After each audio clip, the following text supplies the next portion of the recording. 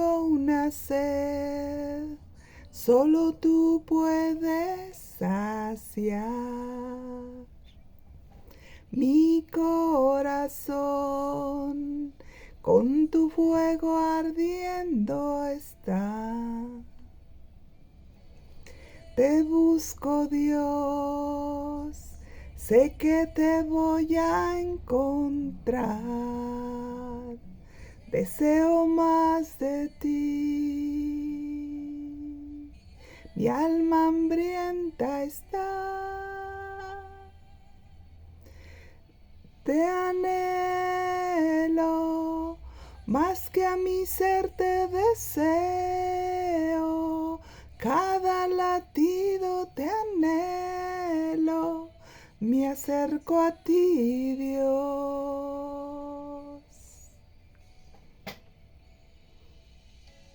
No hay nada más comparable a tu amor. Cada respirar te anhelo más, Señor. Anhelo más que a mi ser te deseo. Cada latido te anhelo.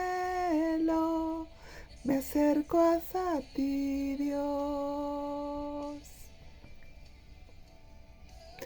Te anhelo, toda mi vida te entrego, mi adoración te ofrezco, hoy y por siempre, por siempre. Así es, chicos hermosos. Espero que estén muy bien, que toda su familia se encuentre perfectamente. Y bueno, estoy aquí de nuevo para estudiar con ustedes lo que son hombres y mujeres de la Biblia. Son los estudios que estamos dando, que estamos viendo. Y bueno, hoy el estudio de hombres y mujeres de la Biblia veremos una mujer de la cual no se sabe mucho. La Biblia no menciona ni siquiera su nombre, pero por haber sido usada por el Señor nos da la señal de que de ella pudiéramos aprender mucho. La Biblia por eso es preservada por nuestro Señor.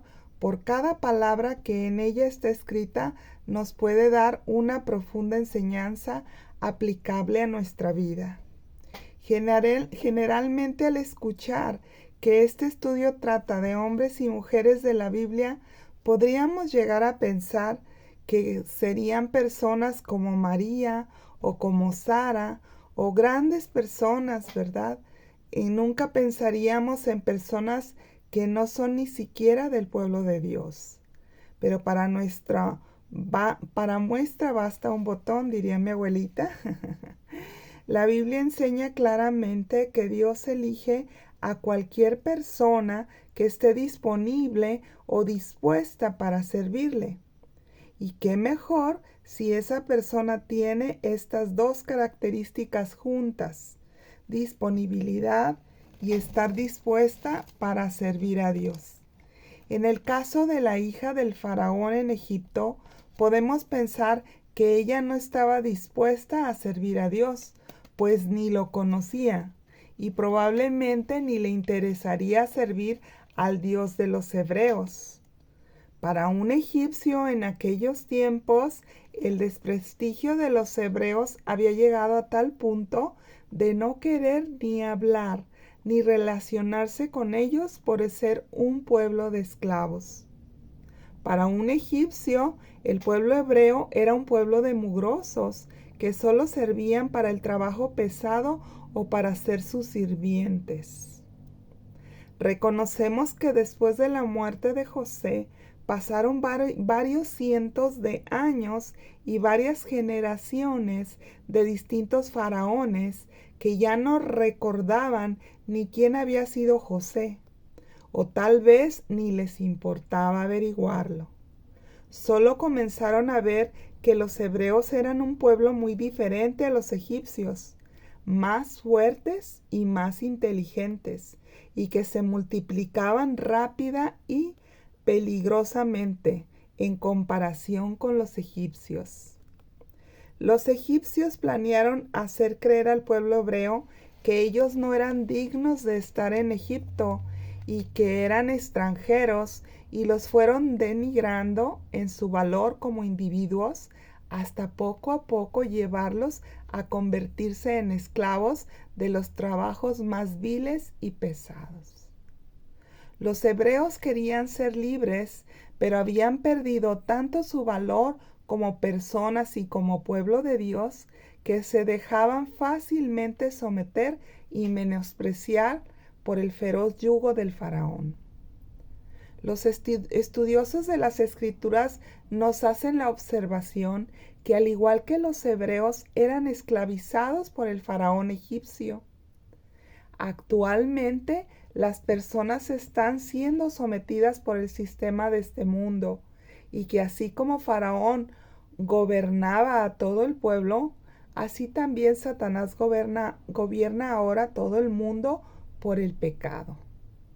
Por eso Dios envió a su Hijo Jesucristo, para que todo aquel que crea en Él no se pierda, mas tenga la vida eterna, y sea vuelto en sí del viejo sistema de este mundo que está viciado por el pecado. Cuando entregamos la vida a Jesús, dejamos de ser criaturas de Dios para ahora con Cristo ser engendrados hijos de Dios, coherederos con Cristo, con los mismos derechos que Cristo tiene delante de nuestro Padre Dios.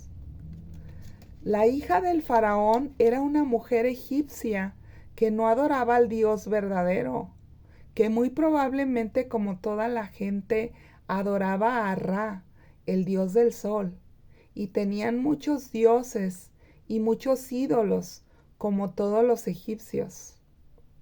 Su padre era quien gobernaba Egipto. No tenía ningún respeto ni amor por el Dios de los hebreos. La Biblia no nos da el nombre de esta mujer, simplemente se refiere a ella como la hija de Faraón. En ese tiempo, el pueblo hebreo vivía una vida muy dura, y como eran fuertes y robustos más que los egipcios, Faraón sintió mucho miedo y se sintió amenazado. Temía que un día el pueblo hebreo se aliara a sus enemigos y los derrotaran. De tal manera, para prevenir esa amenaza, lanzó una ley que decía que a todos los niños varones nacidos de mujeres hebreas los mataran al nacer. Esta ley produjo mucha tristeza y aflicción en todo el pueblo, pero nadie se atrevía a ir en contra de esa ley por temor a que mataran a toda su familia. Sin embargo, hubo una familia que demostró valentía, fe y confianza en Dios. Aquí aprendemos que tanto la fe como el amor se demuestran con hechos, que son acciones que detonan las bendiciones de Dios, todas esas bendiciones que Dios tiene para los creyentes. Esta familia demostró valentía, fe y confianza en Dios cuando nació el bebé llamado Moisés. Se negaron permitir que lo asesinaran y lo ocultaron. La Biblia dice que lo escondieron por 3 meses hasta ya no poder ocultarlo más. Me imagino que en todo este tiempo estuvieron clamando a Dios y esperando que Dios hiciera algo para salvar al niño, que tal vez guiara o quitara esa ley o hiciera algo. Pero la Biblia nos enseña que los pensamientos de Dios no son como nuestros pensamientos. Mientras nosotros pensamos en nuestra salvación, Dios piensa en la salvación de toda la familia. Y cuando nosotros pensamos en la salvación de nuestra familia, el Señor está pensando en la salvación de todo su pueblo. Tal vez porque nosotros somos tan escasos en pensar en las bendiciones que Dios tiene o los planes y que tiene para nosotros, porque Dios todo lo hace en grande. El hecho es que la familia de Moisés creyó en Dios para un milagro y tal vez ellos no sabían cómo lo haría, pero hicieron lo posible para esconder a ese bebé por 3 meses.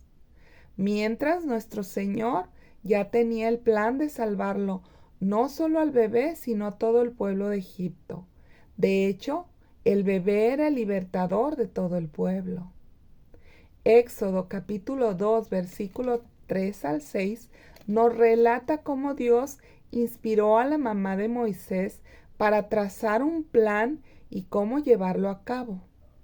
Ella supo qué día y qué hora tomaba su baño la princesa egipcia y que tal vez ella podría ayudarla para salvar a su hijo. Al ver el niño, pensó, mi niño es tan bello que ella no tendría el corazón para hacerle daño, y confió totalmente en que Dios le ayudaría, y así sucedió. Por eso, la hermana de Moisés, al conocer el plan de su mamá, siguió la canastilla río abajo para ver qué era lo que acontecería. La canastilla se atoró en los juncos, justo en el lugar donde la hija del faraón se estaba bañando. Y el bebé, al llegar a su hora de comer, lógicamente comenzó a llorar. Y al ver a la hermanita de Moisés que la princesa tomaba la canastilla, se le acercó a ver qué decía. Y Dios siguió haciendo su obra. Dio gracia y favor al bebé Moisés a los ojos de la egipcia, y ésta se llenó de ternura maternal por el niño, y alguien dijo, pobre bebé, de alguna hebrea debe de ser este. Pero mira, tiene hambre. Y ahí la hermanita de Moisés, ni tarda ni perezosa, inmediatamente le dijo, si usted gusta, yo puedo buscar a una nodriza que alimente a este bebé. Y la hija de Faraón accedió, y no solo eso, sino que dijo, llévatelo, y dile a la nodriza que yo le pagaré los gastos del niño para que me lo críe.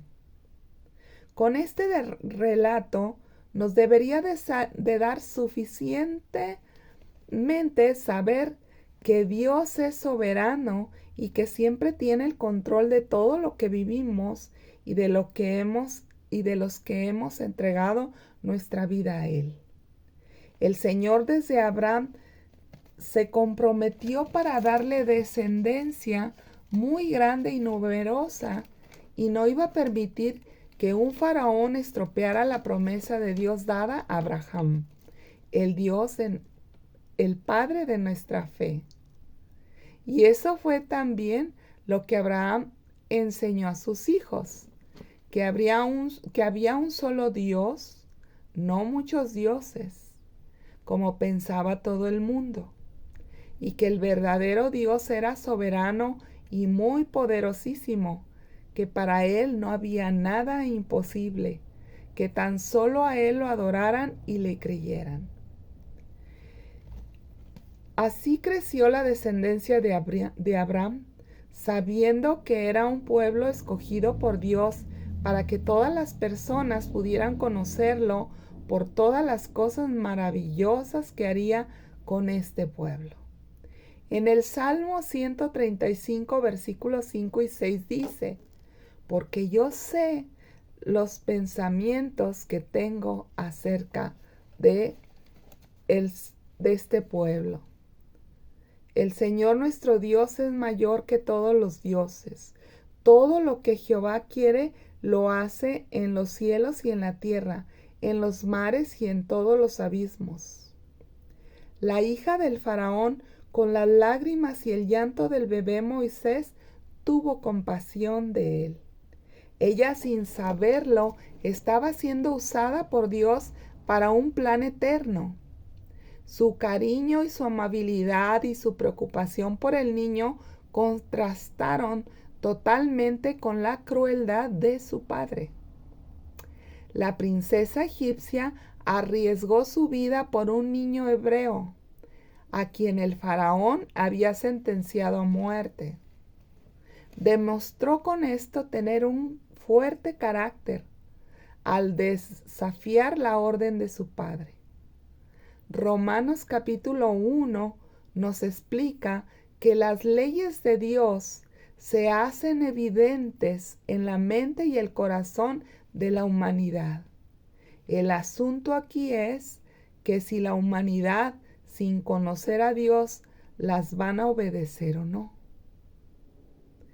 Ella comprendía que era cruel e injusto asesinar al inocente niño que había encontrado en el carrizal. Ella pudo haber usado su libre albedrío para ignorar lo correcto y hacer como que no le interesaba la salvación. Pero gracias a Dios decidió hacer lo correcto, aunque se exponía tal vez a la ira de su padre. Nuevamente vemos la mano de Dios cuando la hermanita de Moisés le propone a la princesa buscarle ayuda con una nodriza que alimentara al bebé, y la princesa no solo aceptó, sino que hasta le dice que le va a pagar los gastos que el niño le genere. Aquí vemos que cuando hacemos lo correcto delante de Dios, todo el mundo colabora en ayudarnos. La mamá de Moisés no solo salvó a su hijo, sino que hasta le iban a pagar por cuidarlo. En Éxodo capítulo 2, versículo 10 dice que la hija del faraón lo prohijo. Esto quiere decir que lo adoptó como hijo suyo y le puso el nombre de Moisés, que quiere decir salvado de las aguas. El Nuevo Testamento en la Biblia confirma que Dios usó a la hija del faraón para proveerle educación y entrenamiento a Moisés. Esta preparación demostró ser muy útil cuando Moisés dirigió la salida del pueblo de Egipto. Los versículos del libro de los Hechos en el capítulo 7, versículo 21 y 22 dice: pero siendo expuesto a la muerte, la hija del faraón le recogió y le crió como a un hijo suyo, y fue enseñado Moisés en toda sabiduría de los egipcios, y era poderoso en sus palabras y obras. Estos versos nos corroboran que la hija de Faraón efectivamente adoptó a Moisés, lo tomó y lo cuidó como a su propio hijo, le puso nombre y le dio un lugar de prominencia en la casa del Faraón en cuanto a conocimiento, educación y riqueza. Esto nos hace notar que ha de haber sido muy triste para la princesa cuando Moisés, ya de adulto, se niega a ser reconocido públicamente como hijo de la princesa, la hija del faraón. Al ser hijo de la hija del faraón, Moisés probablemente había podido llegar a ser faraón de Egipto. Aquí muchos podrían pensar que Moisés, ya siendo un faraón, podía haber hecho más fácil la liberación del pueblo hebreo y así dejar de ser esclavos. Lo que mucha gente no sabe es que hay una esclavitud más grande y más peligrosa de la que Dios siempre nos quiere librar. Esa esclavitud es la esclavitud espiritual. Al haber aceptado ser legalmente egipcio y el haber aceptado el cargo de faraón, iba también a adquirir un compromiso espiritual que quedaría atrapado en todo tipo de tradiciones egipcias. Y Dios nunca ha querido un pueblo que acepte las cosas del mundo. Nuestro Señor es muy radical. Para Él es todo o nada. Hoy podemos alabar a Dios por la contribución de la hija del faraón, como lo relata la Biblia, que sirvió a los planes de Dios en el servicio y educación a Moisés. Nada más. ¿Qué aprendimos entonces con esta historia y la hija del faraón? Número 1. Que Dios puede usar a cualquier persona aunque no lo conozca ni lo reconozca como Dios, y aunque no pertenezca a su pueblo apartado para Él. Número 2. Aprendemos también que Dios escogió un pueblo para Él, para demostrar a todas las naciones su existencia, poder y soberanía. En aquellos años había entre los pueblos de la tierra una lucha en saber cuál era el Dios más poderoso de toda la tierra. Todos los pueblos tenían sus dioses e ídolos favoritos y se peleaban por demostrar que eran los más poderosos.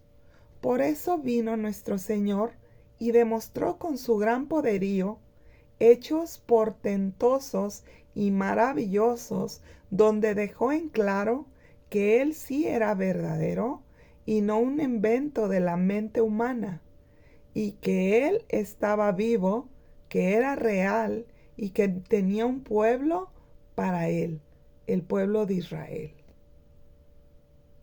Como tercer punto, también aprendimos que Dios usa a las personas disponibles para obedecerle y no tanto las dispuestas. Aunque sería muy bueno encontrar disposición y disponibilidad en todos los creyentes cuando se trata de servir a Dios. Aunque ya vimos que a Dios nada le quita para cumplir sus planes, no tiene que pedir permiso a nadie.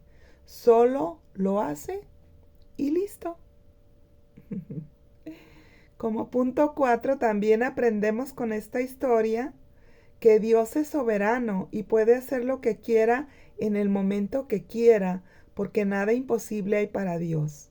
Por ejemplo, Moisés, al rescatar al pueblo, huye para el desierto, pero en un punto de su huida ve que Faraón viene furioso con todos sus soldados para matarlo, para matar a todo el pueblo. Delante de Moisés tiene el Mar Rojo, y a sus espaldas vienen los egipcios.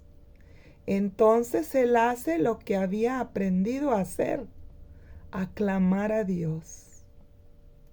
Pero ¿qué hubiera sucedido si en lugar de clamar a Dios se hubiera puesto a razonar Moisés? Comenzar a razonar diciendo, a ver, hagamos una junta de consejo. ¿Qué sería lo mejor? ¿Pelear con todos los egipcios o echarnos al mar a nadar? Moisés no tenía tiempo para el razonamiento lógico. Si lo hubiera hecho, hubiera demostrado soberbia delante de Dios. Así que tomó lo que sabía y decidió clamar a Dios, al Dios maravilloso, y le respondió, diciéndole Dios, ¿por qué clamas a mí?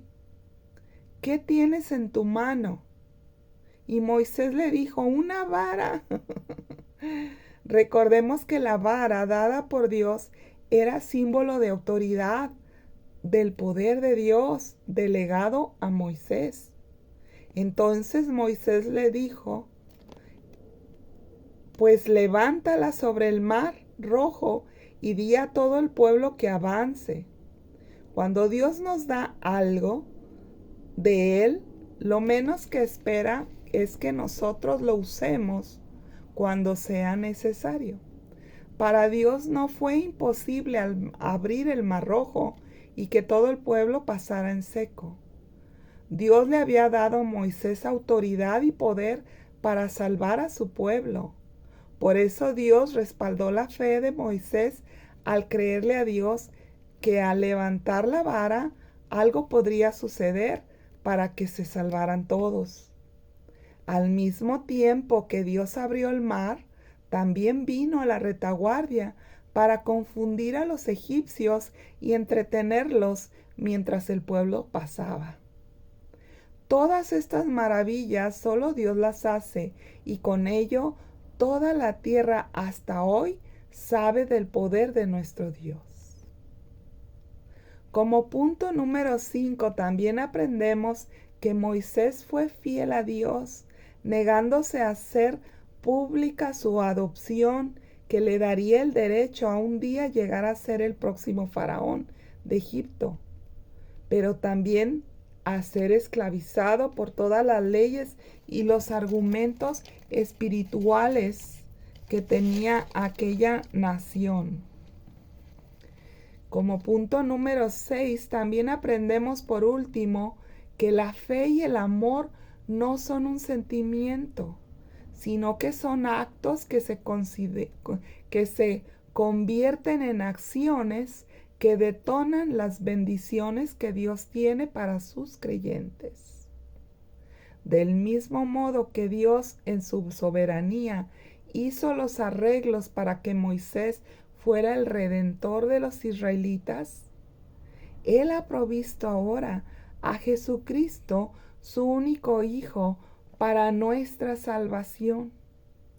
Jesús padeció y murió como el más cruel de todos los pecadores humanos, precisamente para dejarnos libres de toda condenación por el pecado. Moisés fue un libertador físico de todo el pueblo de Dios escogido, y ahora Jesucristo, el Hijo de Dios, es el libertador espiritual de todo el pueblo escogido por Dios para Él. Al nacer en esta tierra, no solo somos pecadores porque cometemos pecados, sino que somos pecadores porque heredamos el pecado de nuestros antepasados.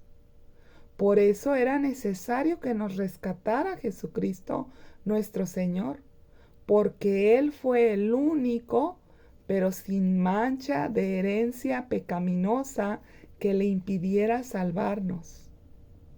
Al creer en Jesús, nos da Dios la oportunidad de ser engendrados hijos de Dios, y ya no de voluntad humana, sino ahora de Dios, para ser sus hijos por toda la eternidad. Por eso tenemos vida eterna, porque ya nos fuimos hechos de voluntad humana, sino que ahora fuimos engendrados de Dios para vida eterna.